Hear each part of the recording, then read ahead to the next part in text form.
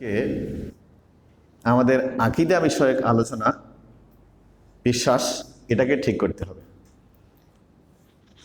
সেটা কি? সেটা হলো কোরআনের মাত্র 2 থেকে 2,500 আয়াত, এটা আমরা গায়ের শক্তি এবং টাকা পয়সার শক্তি দিয়ে আমল করি। আর বাদ বাকি 4,000-এর মতো আয়াত, এটা শুধু শুনলাম এবং বিশ্বাস করলাম, এই কথা বললেই আমল করার সমান সওয়াব পাওয়া যায়। তাহলে কি করতে হবে? তাহলে আমাদেরকে শুধু শুনলাম, জানলাম এবং মানলাম, এই কথা বললেই যদি 4 থেকে 4,500 আয়াত আমল করার সমান সওয়াব পাওয়া যায়, তাহলে এগুলোর উপরে আমাদের নজর দেওয়া একটু দরকার আছে। সেটা কি? সেটা আল্লাহ বিষয়ক আলোচনা। এটা প্রত্যেকটা হুজুরাই করে, যে আল্লাহ কোথায় আছেন। আমরা যখন ছোটবেলায় পড়েছি ইংরেজিতে, যে আল্লাহ ইজ এভরিওয়্যার, কিন্তু এই কথাটা ঠিক নয়। আল্লাহ বলেছেন 20 নম্বর সূরা 5 নম্বর আয়াত, যে আর রহমানু আলাল আরশে ইস্তাওয়া। আর রহমানু আলাল আরশে ইস্তাওয়া, দয়াময় রহমান তিনি কোথায় আছেন? আরশের উপরে আছেন। কিন্তু কিভাবে আছেন এটা আমরা জানি না। আবার অন্যান্য অনেক জায়গাতে আল্লাহ তাআলা বলেছেন, ইয়া আল্লাযিনা আমানু আতিউল্লাহ ওয়া আতিউর রাসূল, ঈমানদারগণ তোমরা আল্লাহর আনুগত্য করো আর রাসূলের আনুগত্য করো। ওয়ালা তানাজাও, আর তোমরা পরস্পর কি করো না? গন্ডগোল, মারামারি করো না। আল্লাহ বলছেন কি? আতিউল্লাহ, তোমরা আল্লাহর আনুগত্য করো, তোমরা রাসূলের আনুগত্য করো। ওয়ালা তানাজাও, তোমরা গন্ডগোল, মারামারি করো না। এরপরে আল্লাহ বলতেছেন ফাত্তাফসালু ওয়া দেখেন তো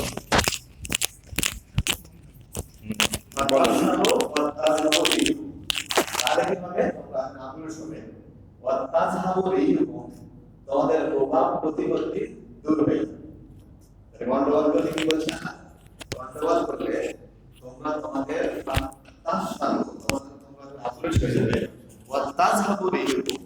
তোমাদের প্রভাব প্রতিপত্তি চলে যাবে, গায়ের শক্তি চলে যাবে, টাকা পয়সার শক্তি চলে যাবে, আর প্রকৌশল বিদ্যায় এগুলো তোমাদের হাত থেকে চলে যাবে। এরপরে আল্লাহ বলেছেন ওয়াসবিরু ইন্নাল্লাহা মাআস সাবিরিন, তবে তোমরা সবুর অবলম্বন করো, আল্লাহ সবুরকারীদের সাথে আছেন। তাহলে ওই জায়গাতে আগের আয়াতে আল্লাহ বললো আমি কোথায় আছি? আরশের উপরে আছি। আর এই জায়গাতে আল্লাহ বলতেছে আমি সবুরকারীদের সাথে আছি। তাহলে সবুরকারীদের সাথে কিভাবে আছি? বিল আউনে ওয়ান নাসরে ওয়াল ইলমে ওয়ান নাজরে ওয়াল আখজে, এই 5টা প্রকারে আল্লাহ আমাদের সাথে আছেন। কিভাবে? বিল ইলমে, আল্লাহর জ্ঞান আমাদের সাথে আছেন। বিল ইলমে ওয়াল আউনে ওয়ান নাসরে, আল্লাহর সাহায্য সহায়তা সবসময় আমাদের সাথে আছে। ওয়ান নাজরে, আমরা দিনের আলোতে আর রাতের অন্ধকারে যে যেখানেই যা কিছু করি, এটা আল্লাহ দেখেন। এই দেখার শক্তি দ্বারা আল্লাহ আমাদের সাথে আছেন। আল আখজে, ক্যাপচার, গ্রেপ্তারি পরোয়ানা এবং মৃত্যু দেওয়ার ক্ষমতা নিয়ে আল্লাহ আমাদের সাথে আছেন। তাহলে কিভাবে আছেন? আল্লাহ যখন নিজের একদম সরাসরি নিজের অবস্থান সম্পর্কে বলছেন, তখন আল্লাহ বলছেন আমি আরশের উপরে আছি। কিভাবে আছি এটা আমরা জানি না। আর আল্লাহ যখন আমাদের সাথে থাকার কথা বলছেন, তখন এই 5টা অর্থ বললাম। এর চাইতে যারা আরো বেশি স্কলার, তারা হয়তো আরো বেশি বলতে পারে। তো আমি যা লাইন পড়ে যা পেয়েছি, মোটামুটি এই 5টা ক্যাপচার করে। সেটা হলো বিল ইলমে, জ্ঞানে, আল্লাহর জ্ঞান আমাদের সাথে আছেন, জ্ঞান দ্বারা আছেন। ওয়াল আউনে ওয়ান নাসরে, সাহায্য এবং সহায়তার মাধ্যমে আমাদের সাথে আছেন। এরপরে ওয়ান নাজরে, আল্লাহর দর্শন শক্তির দ্বারা আমাদের সাথে আছেন। ওয়াল আখজে, যে কোনো সময় আমাদেরকে মৃত্যু দিতে পারবেন, গ্রেপ্তারি করতে পারবেন, তারপরে রোগে পাকড়াও করে যে কোনো আল্লাহর সিদ্ধান্ত আমাদের উপরে বাস্তবায়ন করতে পারবেন। এই শক্তি নিয়ে আল্লাহ আমাদের সাথে আছেন। কিন্তু আল্লাহ প্রকৃতপক্ষে কোথায় আছেন? আল্লাহ আরশের উপরে আছেন। যদি এই বিশ্বাস না করি, তাহলে আমাদের ওই আয়াতটাকে অস্বীকার করা হবে। আর যারা প্রচার করতেছে যে আল্লাহ ইজ এভরিওয়্যার, তারা ভুল প্রচার করতেছে। এদেরকে আরো পড়াশোনা করতে হবে।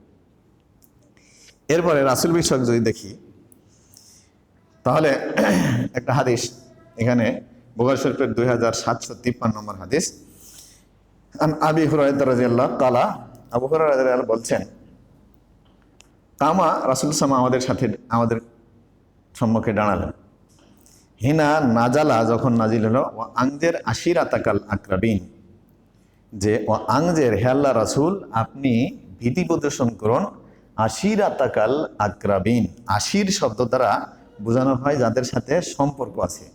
এখানে সম্পর্ক হলো রক্তের সম্পর্ক, বিবাহের সম্পর্ক, আর যে দুধের সম্পর্ক।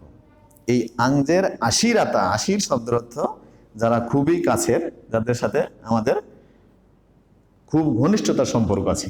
তার কি বললাম, একটা হলো রক্তের সম্পর্ক, বিবাহের সম্পর্ক, আর দুধের সম্পর্ক। ও আংজের আশিরাতাকা লাকরাবিন, এরাই আমাদের কাছে আশেপাশে থাকে।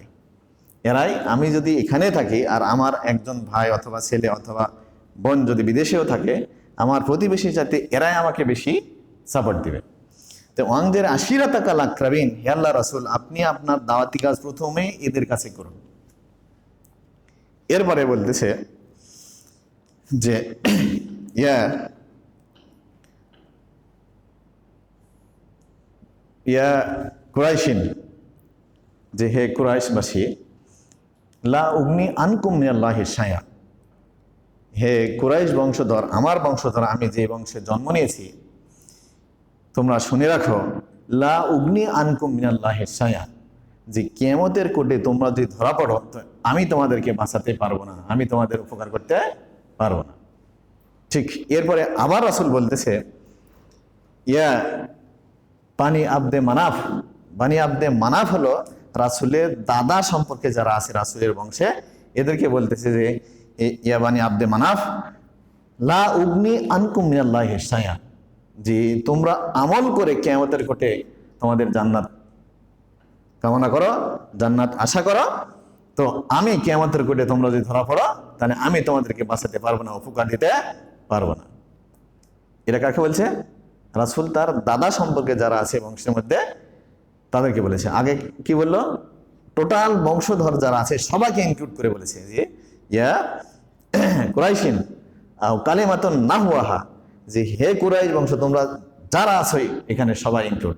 এরপরে শুধু দাদার সম্পর্কে যারা, এদেরকে বলেছে যে তোমরা আমল করে নৈকট্য লাভ করো, কিন্তু যদি ধরা পড়ো কিয়ামতের কোটে আল্লাহর বিচারে তাহলে আমি তোমাদেরকে বাঁচাতে পারবো না। ঠিক এরপরে আবার রাসূল তার চাচাদেরকে বলতেছে, ইয়া আব্বাস ইবনে আব্দুল মুত্তালিব, যে হে আমার চাচা আব্বাস, আব্দুল মুত্তালিবের ছেলে, লা উগনি আনকা মিনাল্লাহি শাইআ, তুমি আমল করে আল্লাহর কাছ থেকে তোমার মুক্তি ছিনিয়ে নিয়ে আসো, আমি কিয়ামতের দিনে তুমি যদি ধরা পড়ো তাহলে আমি তোমাকে বাঁচাতে পারবো না। এরপরে আবার রাসূল তার ইয়াকে বলেছে, ফুপু যারা তাদেরকে বলেছে, ইয়া সাফিয়াতু আম্মাতা রাসূলুল্লাহ সাল্লাল্লাহু আলাইহি সাল্লাম, এ রাসূলের ফুপুর নাম কি? সাফিয়া। ইয়া সাফিয়াতু আম্মাতা রাসূলুল্লাহ সাল্লাল্লাহু আলাইহি সাল্লাম, হে সাফিয়া আমার ফুপু, আপনি যদি ধরা পড়েন কিয়ামতের কোটে আল্লাহর বিচারে তাহলে আমি আপনাকে বাঁচাতে পারবো না। তাহলে কি বলছে এখানে? যে আমল করে আল্লাহর নৈকট্য লাভ করো, আমল করে তোমরা জান্নাতের জন্য যোগ্য হিসেবে তৈরি হও। এরপরে রাসূল তার সবচাইতে প্রিয় কন্যা ফাতেমাকে বলছে, জিয়া ফাতেমা তো বেনতা মুহাম্মাদিন, হে ফাতেমা তুমি আমার মেয়ে, সালিনী মা সেই আমি মালি, তোমার যত সম্পদ দরকার আমার কাছে চেয়ে নাও, লা উগনি আনকে মিনাল্লাহি শাইআ, আমি আল্লাহর কোটে তুমি যদি বিচারে ধরা পড়ো আমি রাসূল তোমার জন্য কিছু করতে পারবো। এই হলো হাদিস শেষ। তাহলে এখানে কি বলতেছে? রাসূল নিজের শাফায়াতকে অস্বীকার করতেছে। শুধু একবার নয়, প্রথমে কি বলছে? কুরাইশ বংশ সবাইকে বলেছে যে আমি কিছু করতে পারবো না। এরপরে দাদাদেরকে বলেছে আমি কিছু করতে পারবো না। এরপরে চাচাকে বলেছে যে আমি কিছু করতে পারবো না। এরপরে তার ফুফুকে বলেছে আমি কিছু করতে পারবো না। এরপরে তার মেয়েকে বলেছে আমি কিছু করতে পারবো না। তার মানে এই হাদিসের মধ্যে কি বলছে? রাসূলের সাথে যাদের সম্পর্ক আছে এই সম্পর্কের খাতিরে রাসূল কিয়ামতের দিনে তাদেরকে কিছু উপকার দিতে পারবে না। রাসূল হলো আমাদের জন্য মানে দুনিয়ার শুরু থেকে শেষ পর্যন্ত কিয়ামতের কোটে আমাদেরকে সুপারিশ করার কে সর্বপ্রথম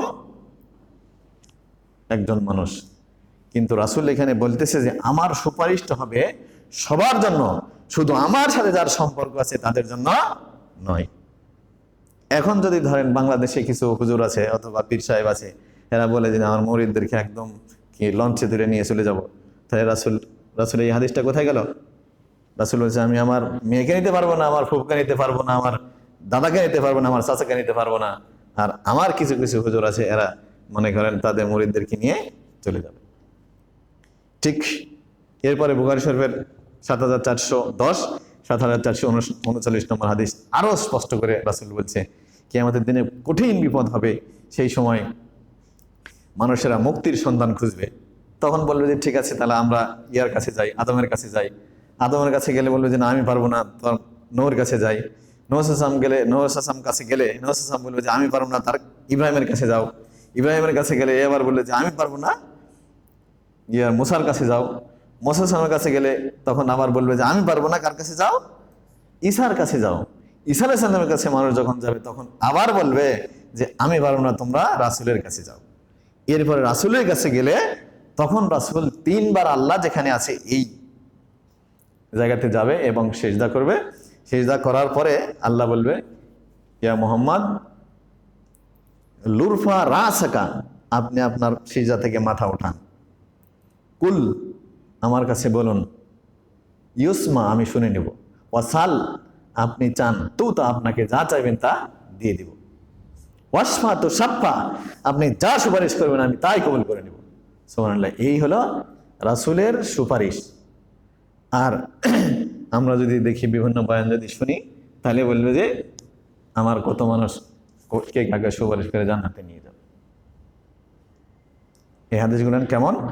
মুসলিম শরীফের 751 নম্বর হাদিস বলছে যে আমি সমস্ত সহিহ হাদিস সংকলন করার প্রয়োজন মনে করিনি। মুসলিম শরীফের 791 নম্বর হাদিস, আমি সমস্ত সহিহ হাদিস সংকলন করার প্রয়োজন মনে করিনি। হাদিস সহিহ হওয়ার সাথে সাথে সহিহ বলে ঐক্যমত্য প্রতিষ্ঠিত হয়েছে, আমি শুধু আমার কিতাবে সেই সমস্ত হাদিস সংকলন করেছি। তার মানে কি? এই কথার সাথে দুনিয়াতে আর কোনো বড় কথা নাই।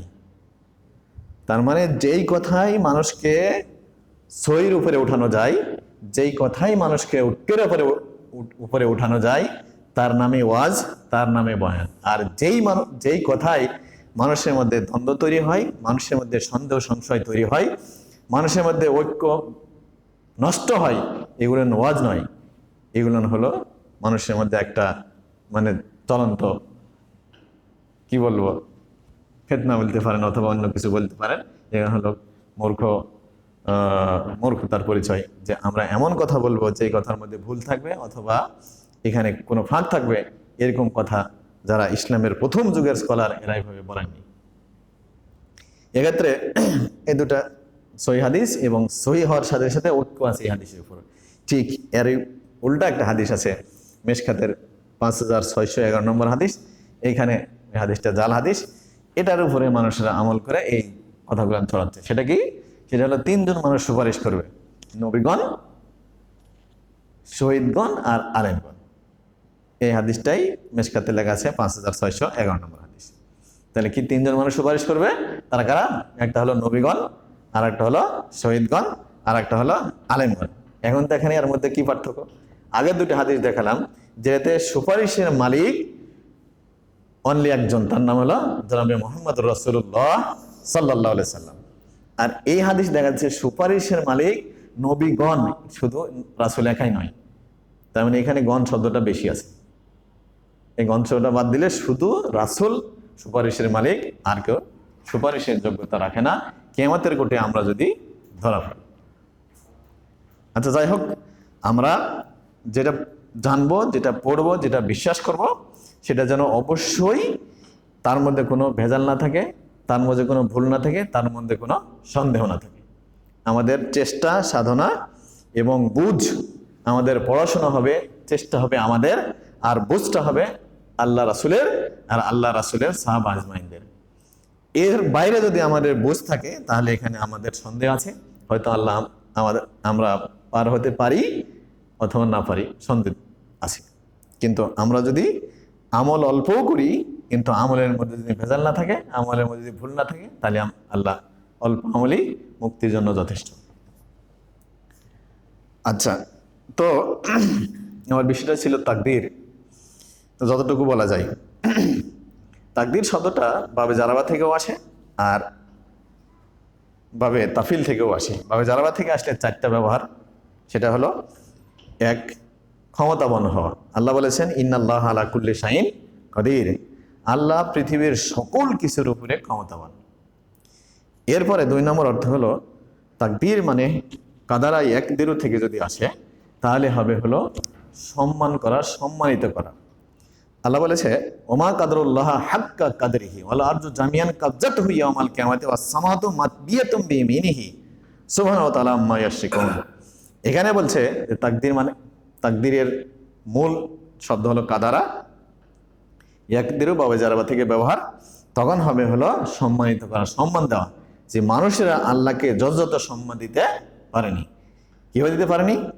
যে এই টোটাল আসমান জমিনটা কাবজাতুহু ইয়াউমাল কিয়ামাতে, আল্লাহর হাতের মুঠোয় থাকবে। ওয়াল আরজু জামিয়ান কাবজাতুহু ইয়াউমাল কিয়ামাতে ওয়াস সামাওয়াতু মাতবিয়াতুম বিয়ামিনিহি, আর আসমান সমূহ পেঁচানো অবস্থায় ডানে হাতে থাকবে। তাহলে এখানে কি বলছে যে এত বড় ক্ষমতা পৃথিবীর আর কোনো মানুষের নাই, পৃথিবীর আর কোনো কিছুর নাই, যে এই সারা পৃথিবীটাকে কন্ট্রোল করে হাতের মুঠোয় নিতে পারে।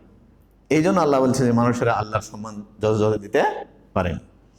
এরপরে কাদারাই একদের মানে হলো সংকীর্ণ করে দেওয়া। আল্লাহ বলছেন অমমান অমা ইজা মাবতালাহু ফাকাদারা আলাইহি রিজকুহু ফায়াকুলু রাব্বি আহানি।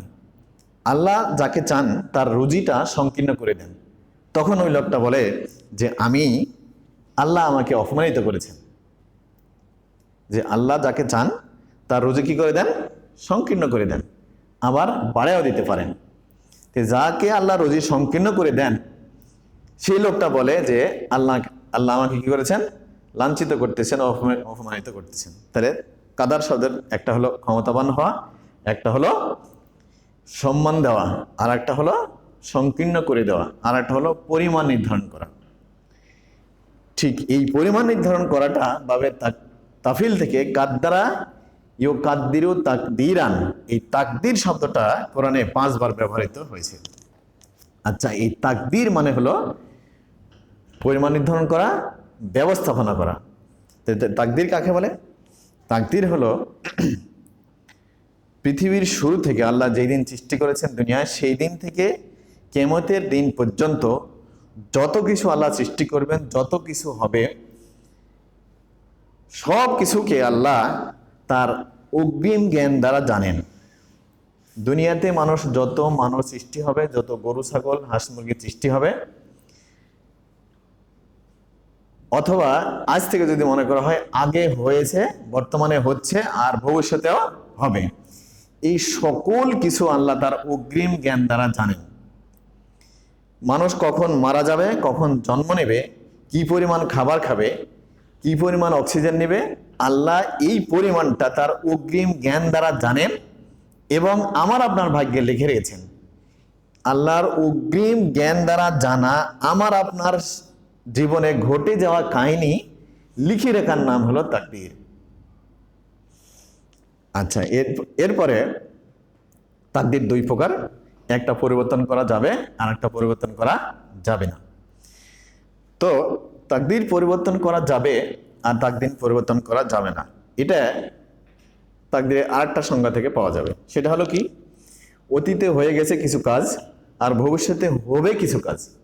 অতীতে হয়ে গেছে কিছু কাজ বা ঘটনা আর ভবিষ্যতে হবে কিছু কাজ বা ঘটনা, যেইখানে মানুষের ইচ্ছা শক্তি এবং গায়ের শক্তি কাজে লাগাতে পারে বা কাজে লাগে, তার নাম হলো আনুগত্য। তার নাম কি? আনুগত্য। আর ভবিষ্যতে হবে কিছু কাজ, অতীতে হয়ে গেছে কিছু কাজ বা ঘটনা, যেখানে মানুষের ইচ্ছা শক্তি এবং গায়ের শক্তি কাজে লাগবে না বা লাগাতে পারেনি, তার নাম হলো তাকদীর। তার মানে কি? তার মানে হলো আমি বাংলাদেশে জন্ম নিয়েছি, সৌদি আরবে জন্ম নিতে পারিনি, এইখানে আমার গায়ের শক্তি এবং ইচ্ছা শক্তি আমরা কাজে লাগাতে পারিনি। আমি এখান থেকে মনে করেন ঢাকা যাব, আমি একটা বাসে চললাম, ট্রেনে চললাম, ট্রেনটা মাঝখানে খাদের মধ্যে পড়ে গেল, পড়ে যে আমরা ছিলাম মনে করেন যে 50 জন, তার মধ্যে আমি মারা গেলাম। তা আমি যদি জানতাম আমার গায়ের শক্তি এবং ইচ্ছা শক্তি কাজে লাগাতাম যে না, এটা যদি পড়ে মরে যাবে, খাদে পড়ে এই ইয়েটা নষ্ট হয়ে যাবে, আমি মরে যাব, তাহলে আমি ওই গাড়িতে চড়তাম। তার মানে এইখানে আমার গায়ের শক্তি এবং ইচ্ছা শক্তি কাজে লাগানোর সুযোগ নাই। তার মানে মরণটা হলো ভাগ্য। এরপরে যদি মনে করেন যে আমি ছেলে হয়ে জন্ম নিয়েছি, মেয়ে হতে পারিনি, এখানে আপনি যতই চেষ্টা করেন কি কাজ হবে? হবে না। তার মানে যেইখানে আপনার গায়ের শক্তি এবং ইচ্ছা শক্তি কাজে লাগবে তার নাম কি? আনুগত্য, ভাগ্য নয়।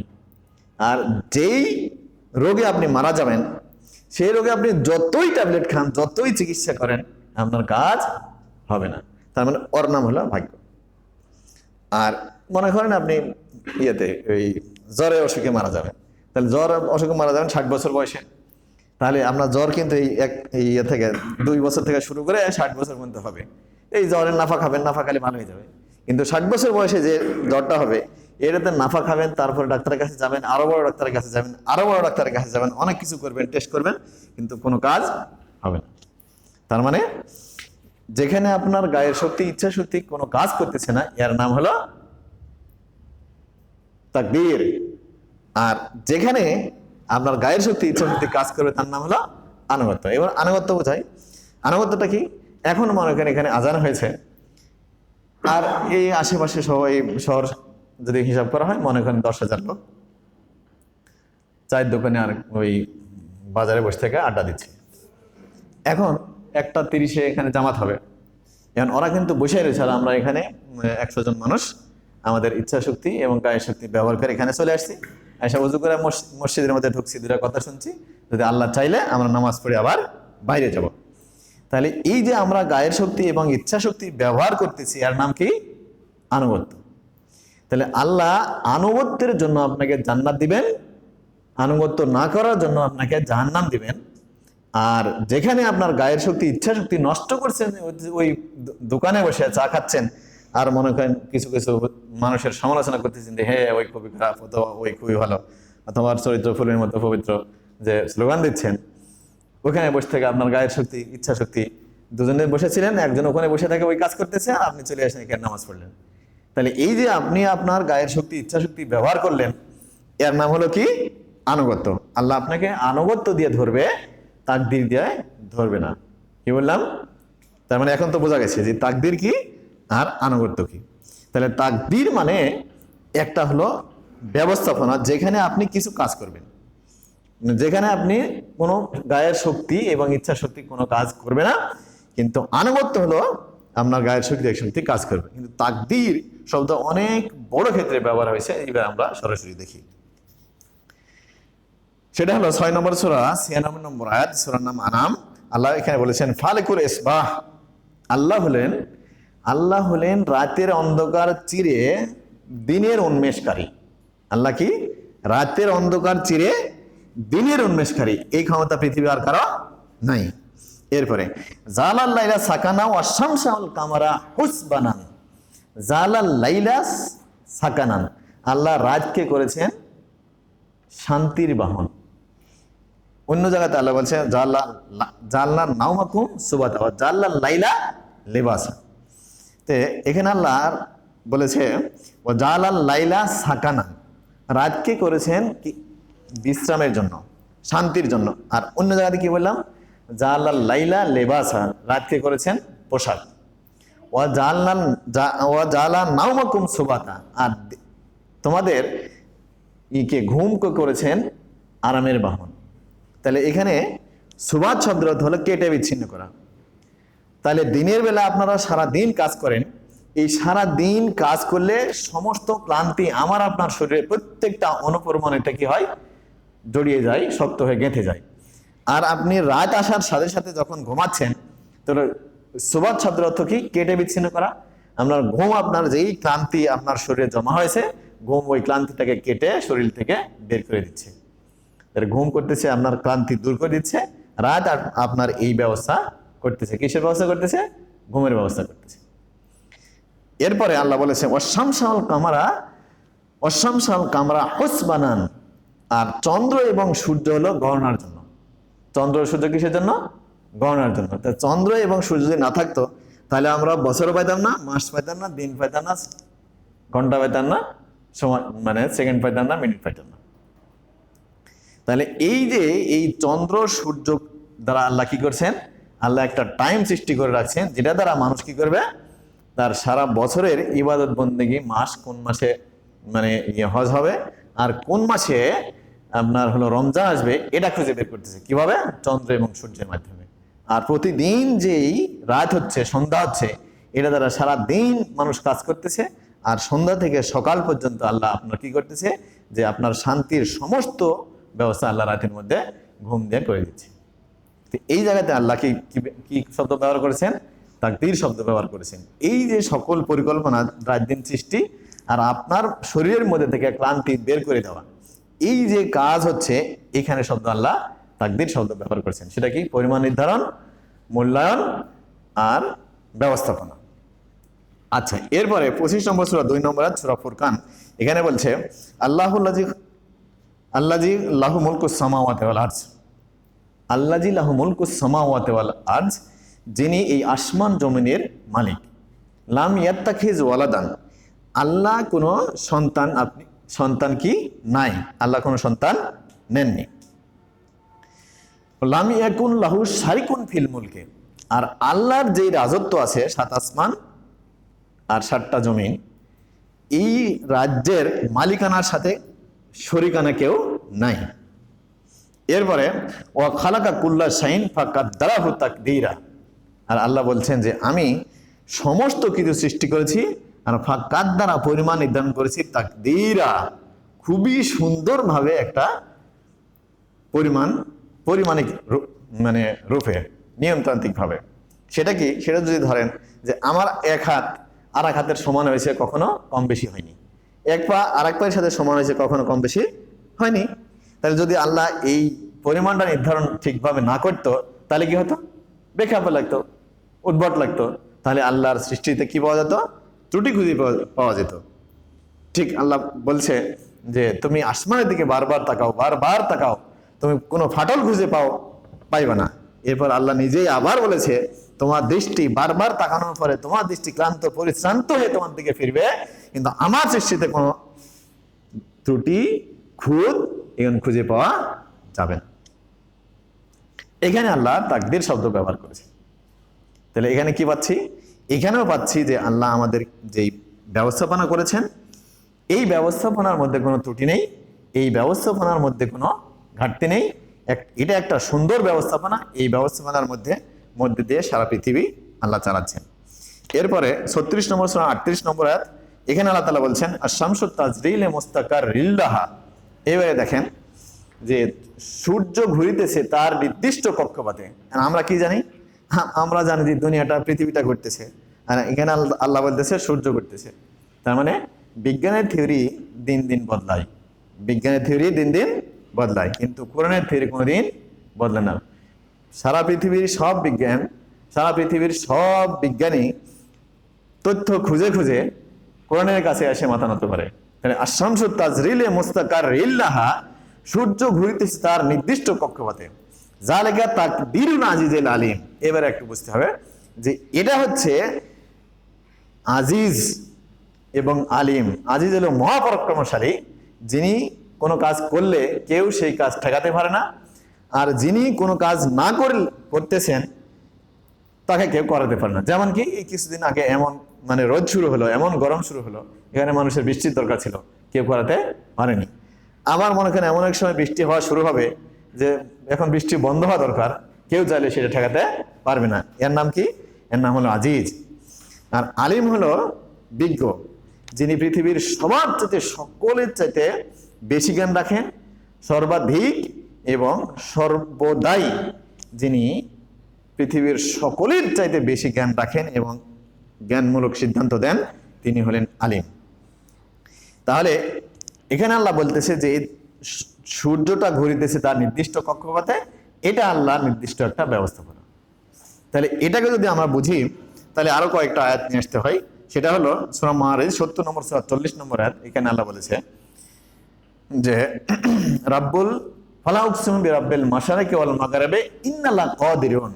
ফালা উকসিমু, আমি আল্লাহ শপথ করতেছি, বিরাব্বিল মাশারিকি ওয়াল মাগরিবি ইন্নাল্লা কাদিরুন, যে এখানে আল্লাহ মাশরিক শব্দের বহুবচন ব্যবহার করেছেন। তে মাশরিক শব্দ যদি আমরা বাংলাদেশের ক্ষেত্রে ধরি, আমেরিকার ক্ষেত্রে ধরি, যদি উত্তর গোলার্ধের নরের দিকে ধরি, দক্ষিণ গোলার্ধের দিকে ধরি, তাহলে এই শব্দটাই একজন মানুষকে পুরো বিজ্ঞানের থিওরি আল্লাহর কাছে যে ফেল এটা খুঁজে পাওয়া যাবে। সেটা হলো কি, রাব্বুল মাশারিকি ওয়াল মাগরিবি। বাংলাদেশের ক্ষেত্রে চিন্তা করেন যে প্রতিদিনই যখন গ্রীষ্মকাল থাকে তখন সূর্যের এমনভাবে চলে যে আজকের দিনের চাইতে আগামীকালের দিন 1 মিনিট বা 2 মিনিট বেশি, পরের দিন গতকালের চাইতে 1 মিনিট বা 2 মিনিট বা 1.5 মিনিট বেশি, তারপরের দিন এইভাবে 21শে জুন পর্যন্ত, ডিসেম্বর থেকে শুরু করে 22শে ডিসেম্বর থেকে শুরু করে 21শে জুন পর্যন্ত প্রতিদিনই আগের দিনের চাইতে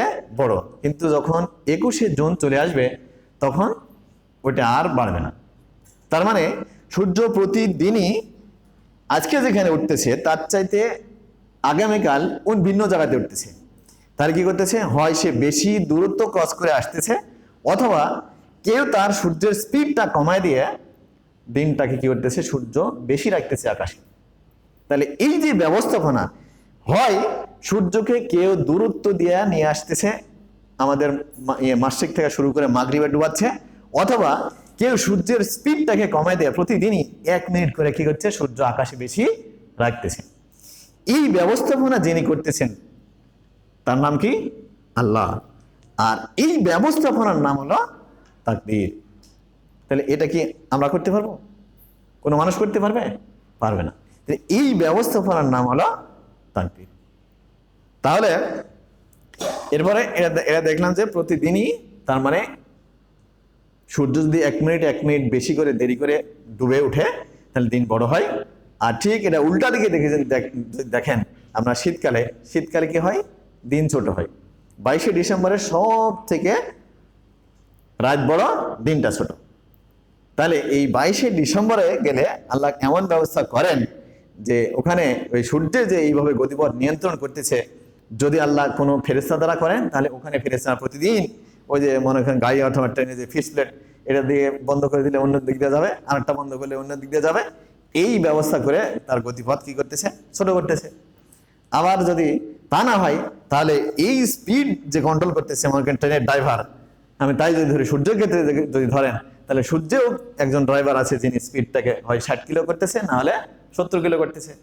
পরে কি করতেছে, সূর্যটাকে 1 মিনিট আগে মানে কি করতেছে, ডুবাই দিচ্ছে। তাহলে কি হচ্ছে, আস্তে আস্তে আস্তে আস্তে আস্তে আমরা 22শে ডিসেম্বরে গিয়ে কি পাচ্ছি, দিনটাকে সর্বনিম্ন পাচ্ছি। তাহলে এই যে ব্যবস্থাপনা, এই ব্যবস্থাপনার নাম হলো তাকদীর। তাহলে আমি কি বললাম, তাকদীর 2 প্রকার। একটা হলো আমার গায়ের শক্তি যেখানে কাজ করবে, ইচ্ছা শক্তি কাজ করবে, এর নাম আনুগত্য। আর যেখানে আমার গায়ের শক্তি ইচ্ছা শক্তি কাজ করবে না, তার নাম হলো কি, তাকদীর। তাহলে এখন আমরা যদি দেখি যে আল্লাহ আমাদেরকে চান কি, আমরা সবাই জান্নাতে যাই। আমরা সবাই কি কোথায় যাই, জান্নাতে যাই। তাহলে আমাদের জান্নাতে যাওয়ার ব্যবস্থাপনা কয়টা, 5টা, কালেমা, নামাজ, রোজা, হজ, যাকাত।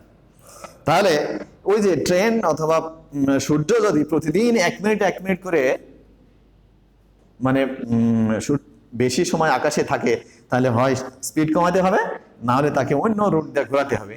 তাহলে ঠিক আমরা এই 5টা কাজ যদি আমরা ব্যবস্থাপনায় রাখি প্রতিদিন, তাহলে আমাদের ব্যবস্থাপনায় যদি এই কমপ্লিটনেস আসে, তাহলে আল্লাহ আমাদেরকে কি করবে না, আনুগত্য আমরা করেছি, আমাদের ভুলভ্রান্তি আল্লাহ মাফ করে দিয়ে জান্নাতে দিবে। আর যদি বলেন যে না, আমরা এই ইচ্ছা শক্তি এবং গায়ের শক্তি ওই চায়ের দোকানে বসে নষ্ট করে দিব, আর আল্লাহ ভাগ্যের দোয়াই দিব দিয়ে বলবো যে আমি বসে থাকবো, আর আল্লাহ তুমি আমার ভাগ্যে লেগে রেখেছেন, আমি পার পেয়ে যাব, এটা পার পাওয়া যাবে না। আচ্ছা, এবারে তাহলে হাদিস কয়েকটা দেখি, দেখলে বোঝা যাবে। সেটা হলো আন ইবনে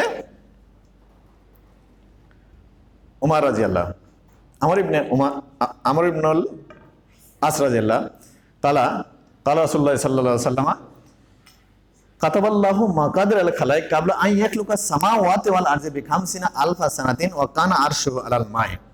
যে আব্দুল্লাহ ইবনে আমরিন বলতেছেন যে আল্লাহ আসমান জমিনের যত কিছু হবে সকলের ভাগ্য লেগে রেখেছেন আসমান জমিন সৃষ্টির 50,000 বছর আগে, আর সেই সময় আল্লাহর আরশ পানির উপরে ছিল। তার মানে কি আসমান জমিন সৃষ্টির 50,000 বছর আগে আল্লাহ আমাদের ভাগ্য লেগে রেখেছেন, আর সেই সময় আল্লাহর আরশ কোথায় ছিল? পানির উপরে ছিল। পানির উপরে থাকার অর্থ যে পানির সাথে লেগেছিল এইভাবে, এরকম নয়, কারণ পানি নিচে ছিল, আল্লাহর আরশটা উপরেই ছিল। আর সেই সময় আসমানে সূর্য ছিল না, চন্দ্র ছিল না। কিভাবে দিন আল্লাহ নিরূপণ করছেন? আল্লাহর মহাজ্ঞানের মাধ্যমে নির্ধারণ করেছেন যে 24 ঘন্টার দিন যদি হয়ে থাকে তাহলে 24 ঘন্টার দিন নির্ধারণ করেছেন। অথবা এর আরেকটা ব্যাখ্যা পাওয়া যায়, সেটা হলো কি? সেটা হলো যে আল্লাহ ব্যাপক দীর্ঘ সময় নিয়ে আল্লাহ আসমান জমিন সৃষ্টি করেছেন, আমাদের ভাগ্য লেগেছেন। এটা যেহেতু চন্দ্র সূর্য ছিল না, সেহেতু এই দিনের পরিমাণটা অনেক বড় ছিল। এরপরে আন ইবনে উমর রাদিয়াল্লাহু, 2 নম্বর হাদিস, আন ইবনে উমর রাদিয়াল্লাহু তাআলা রাসূলুল্লাহ সাল্লাল্লাহু আলাইহি ওয়াসাল্লাম কুল্লু শাইইন বিকাদরিন হাত্তাল ইজ্জু ওয়াল কাইসু, যে আল্লাহ প্রত্যেক দুনিয়াতে যত কিছু সৃষ্টি করেছেন তার একটা পরিমাণ নির্ধারণ করেছেন। হাত্তাল ইজ্জু ওয়াল কাইসু, ব্রেনের যে সবলতা এবং দুর্বলতা এটাকেও আল্লাহ পরিমাপ করে সৃষ্টি করেছেন। তার মানে কি? তার মানে ওই যে ব্যবস্থাপনা বললাম যে আপনার একটা ছাত্র এখানে জানুয়ারি মাসে স্কুলে ভর্তি হবে, আর বই খাতা কিনে টিচারের কাছে পড়ে সে ডিসেম্বরে পরীক্ষা দিবে। এই সে সারা জীবন এই 12টা মাস বই নিয়ে আসবে আর বাসায় ফেলে রাখবে, ইচ্ছা শক্তি গায়ের শক্তি কাজে লাগাবে না। ডিসেম্বর মাসে যা বলবে যে আমি তো পরীক্ষা দিয়ে ফেল করলাম, তাহলে এটা আমার ভাগ্য লেখা ছিল। আল্লাহ ঠিক সাথে সাথে বলবে আমি তোমাকে ইচ্ছা শক্তি গায়ের শক্তি দিয়েছিলাম, তুমি আমার ইচ্ছা শক্তি গায়ের শক্তি নষ্ট করেছো, এই জন্য তুমি অপরাধী, তোমার আমি ফেল করেছি। ঠিক মানুষ আল্লাহ 5টা নামাজ রোজা হজ যাকাত এই 5টা দিয়েছে, মানে প্রশ্ন দিয়েছে, আর বলেছে যে তোমরা এই 5টা কাজ তোমরা করো। আর আমরা কি করব? চায়ের দোকানে আড্ডা দিব, দিয়া বলবো যে আমরা হলো ভাগ্য আল্লাহ তুমি লিখে রেখেছো, তাই আমরা পারিনি। সময় শেষ করবো? আচ্ছা, আরেকটা হাদিস দেখি, সেটা হলো ইহতাজা আন আবি হুরায়রা রাদিয়াল্লাহু তাআলা রাসূলুল্লাহ সাল্লাল্লাহু আলাইহি ওয়াসাল্লাম, আবু হুরায়রা রাদিয়াল্লাহু থেকে বর্ণিত, তিনি বলেন ইহতাজা আদামু ওয়া মূসা ইনদা রাব্বিহা, যে আদম এবং মূসা আল্লাহর সাথে তর্ক করলো, আল্লাহর কাছে তর্ক করে বলতেছে ফাকালা মূসা আনতা আদম আল্লাযী খালাকাল্লাহু বিয়াদিহি, যে আপনি আদম, আল্লাহ আপনাকে নিজ হাত দ্বারা সৃষ্টি করেছেন। ওয়া নাফাকা ফিকা মির রূহিহি, আল্লাহ আপনাকে ভিতরে রূহ ফুঁকে দিয়েছেন। ও আসজাদালাকা মালাইকাতুহু, আল্লাহ আপনাকে ফেরেশতা দ্বারা সিজদা করাইছেন। ওয়া আল্লামাকা আসমা কুল্লা শাইইন, আল্লাহ আপনাকে পৃথিবীর সকল কিছুর নাম শিক্ষা দিয়েছেন। ওয়া আজকানাকা জান্নাতুহু, আল্লাহ আপনাকে জান্নাতে বসবাসের সুযোগ দিয়েছেন। এরপরে মুসা আলাইহিস সালাম বলতেছে যে সুম্মা আহবাতান নাসা বিখাদিয়াতিকা মিনাল জান্নাতি ইলাল আরজি, আপনি এমন একটা মানুষ যে আপনি আপনার ভুল করে মানুষকে জান্নাত থেকে দুনিয়াতে নিয়ে আসলেন। এরপরে তখন বলতেছে আদম আলাইহিস সালাম বলতেছে আনতা মূসা, আপনি মূসা, আল্লাযী তাফাকাল্লাহু বিরিসালাতিহি ওয়া বিকালামিহি, যে আপনি মূসা, আল্লাহ আপনাকে রিসালাত নবুয়তি দিয়েছেন, রাসূলত্ব দিয়েছেন, ওয়া কালামিহি, আর আপনাকে তার কালাম দিয়েছেন। ওয়া আতাকাল আলওয়াহা ফি কুল্লি তাবিয়ানে কুল্লি শাইইন, আর আপনাকে তাওরাত দিয়েছেন। এই তাওরাত তখন লিখিতভাবে তখতার এই কাঠের ফলকে লিখিত করে খোদাই করে আসছে, এটা মুছে দেওয়ার কোনো সুযোগ ছিল না। আগের কিতাবগুলেন কি মানুষ মুখস্থ করে রাখতে পারতো না, তো তাওরাত কিভাবে আসছে? তখতাতে লিখিত করে খোদাই করে, এটা কেউ মুছে দেওয়ার সাধ্য নেই। এরপরে আবার বলছে আদম আলাইহিস সালাম বলতেছে যে ওয়া কাররাবাকা নাজিয়ান, আপনাকে আল্লাহ এমন নৈকট্য দিয়েছেন যে নিজের কাছে নিয়ে কথাবার্তা বলেছেন। ফাহাল ওয়াজাদতা, তুমি কি এখানে পাওনি যে তুমি কি এখানে পাওনি যে আমার সৃষ্টির কত বছর আগে আল্লাহ তাওরাত লিখেছেন? তখন মুসা সালাম বলতেছে হ্যাঁ পাইছি। কত বছর আগে? বিয়ার বাইনা সানাতান, আমার সৃষ্টির 40 বছর আগে আল্লাহ তাওরাত লিখেছেন। এরপর আবার বলবে ফাহাল ওয়াজাদতা ফিহা, তুমি কি এটা পাওনি যে ফা আসা আদম রাব্বুহু ফা গাওয়া, তুমি কি ওই তাওরাতে পাওনি যে আদম আল্লাহর অবাধ্য হলো এবং পথভ্রষ্ট হলো? তাই হ্যাঁ পাইছি। তখন আদম আলাইহিস সালাম বলতেছেন যে আফা তালুমুনি আল আমালা আমিলতুহা লিল্লাহ, যে আপনি আমাকে এমন কাজের জন্য তিরস্কার করতেছেন যেই কাজটা আমি করব এটা আল্লাহ আমার জন্মের 40 বছর আগে লিখে রেখেছেন। এরপরে রাসূল বলতেছে ফাহাজা আদামু মুসা। এই তর্কে ফাহাজা আদামু মুসা, যে এই তর্কে মুসার উপরে আদম আলাইহিস সালাম কি করলেন? জয়লাভ করলেন। তো এখানে দেখেন, এখানে হলো একটা ভুল হওয়ার পরে নবীদের বৈশিষ্ট্য কি আর শয়তানের বৈশিষ্ট্য কি, মানুষের বৈশিষ্ট্য কি। এই ঘটনাটা ঘটেছিল আল্লাহর দরবারে যেদিন পৃথিবীর সকল মানুষ একত্রিত আল্লাহ করে বলছে যে আমি কি তোমাদের প্রভু নই, সূরা 7 নম্বর সূরা 172 নম্বর আয়াত। তখন সব মানুষ স্বীকার করেছে যে হ্যাঁ আল্লাহ আপনি আমাদের প্রভু। এরপরে এই যে আদমের সাথে মুসার এই তর্ক হয়েছে ওই জায়গাতে, অথবা রাসূল সাল্লাল্লাহু আলাইহি ওয়াসাল্লাম যেই দিন মিরাজে গেছেন সেই দিন পৃথিবীর সকল নবী রাসূলকে নিয়ে বাইতুল মুকাদ্দাসে কি করেছেন? নামাজ পড়েছেন, ইমামতি করেছেন। এই সময় রাসূলের তর্ক হয়েছে। তাহলে ওটা জগৎ আলাদা আর এইটা জগৎ আলাদা। এইখানে ভুল করলে আর এক নিয়ম, আর আগের জগতে ভুল করলে সেখানে আমলে কোনো সুযোগ নাই। তো এখন শয়তান দেখেন বললো যে আল্লাহ বললো যে তুমি সিজদা করো, তখন শয়তান বলতেছে না খালাকতাহু মিন নারে ওয়া খালাকতাহু মিন তিন। হে আল্লাহ তুমি ওকে খালাকতাহু মিন তিনি ওয়া খালাকতাহু মিন তিনে, যে আল্লাহ তাকে সৃষ্টি করেছেন মাটি দ্বারা আর আমাকে সৃষ্টি করেছেন আগুন দ্বারা, আমি কেন তাকে সিজদা করবো? এরপরে বললো যে কাল আংজিনি ইলা ইয়ামি বাসুন, হে আল্লাহ তাহলে আমাকে কিয়ামত পর্যন্ত বয়স দেন। আল্লাহ বললো যে ইন্নাকা মিনাল মুনজারিন, তোমাকে সময় দেওয়া হলো। কালা ফাবিমা গুওয়াইতানি লা আকুদান্না লাহুম সিরাতাকাল মুস্তাকিম। শয়তান আল্লাহর কাছে চ্যালেঞ্জ করে বলতেছে যে কালা ফাবিমা গুওয়াইতানি, হে আল্লাহ আপনি যেহেতু আমাকে পথভ্রষ্ট করেছেন, আপনি আমাকে যেহেতু শাস্তি দিচ্ছেন, আমি এই মানুষের সরল সঠিক পথে বসে থাকবো। সুম্মা লা আতিয়ান্নাহুম মিন বাইনি আইদিহিম, এই মানুষকে ধরবো আমি ডান দিক থেকে, ওয়া মিন খালফিহিম মানুষকে ধরবো পিছন দিক থেকে, ওয়া আন আইমানিহিম মানুষকে ধরবো ডান দিক থেকে, ওয়া আন শিমাইলিহিম মানুষকে ধরবো বাম দিক থেকে। সুম্মা লা তাজিদু আকসারাহুম শাকিরিন, হে আল্লাহ আমি পৃথিবীর সকল মানুষের অধিকাংশ মানুষকে জাহান্নামী বানিয়ে ছাড়বো। তাহলে শয়তান কি বললো? আল্লাহর অর্ডার পেয়ে শয়তান ভুল না স্বীকার করে সরি না বলে কি করলো? আল্লাহর সাথে তর্ক করলো। আর ঠিক এইবারে আদম আলাইহিস সালাম দেখেন, আদম আলাইহিস সালাম বললো যে রব্বানা যালামনা আনফুসানা ওয়া ইল্লাম তাগফির লানা ওয়া তারহামনা লানাকুনান্না মিনাল খাসিরিন। তাহলে কি আদম আলাইহিস সালাম বললো হে আল্লাহ যালামনা আনফুসানা, আমি আমার আত্মার উপর অত্যাচার করেছি। এই জুলুম শব্দ কাকে বলে? জুলুম শব্দ যদি কোরআন থাকে না, তাহলে ইন্না শিরকা লা জুলমুন আযীম, সূরা ইয়ার মধ্যে আছে, লুকমানের মধ্যে আছে যে ইন্না শিরকা লা জুলমুন আযীম, শিরকটা হলো সবচেয়ে বড় হলো জুলুম।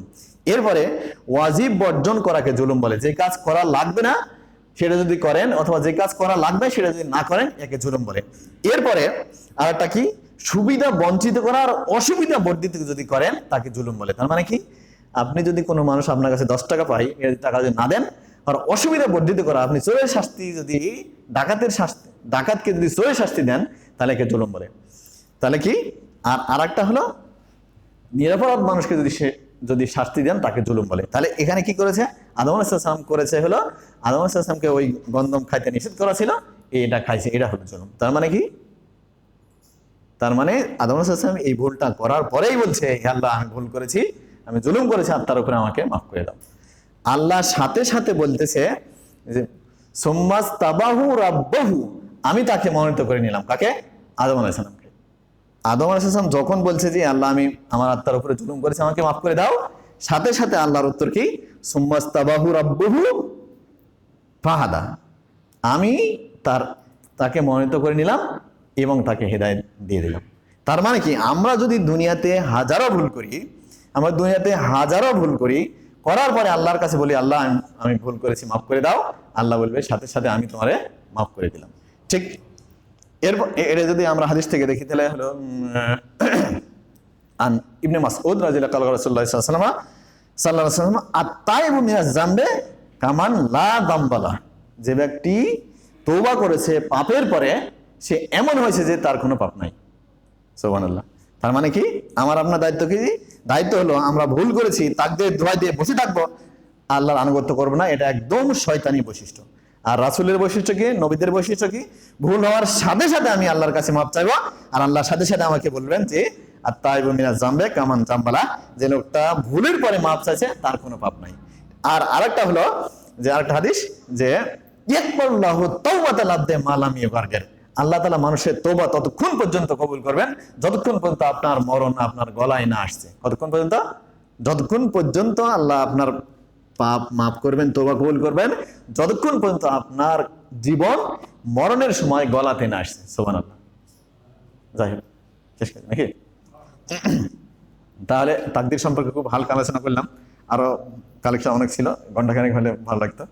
তো এর মধ্যে হয়তো ভুল হয়, তারপরেও মানুষ যদি ভুল হয়ে থাকে আল্লাহ যেন আমাকে মাফ করে দেন আর আপনার মধ্যে থেকে যেন মুছিয়ে দেন। সুবহান রাব্বিকা রাব্বিল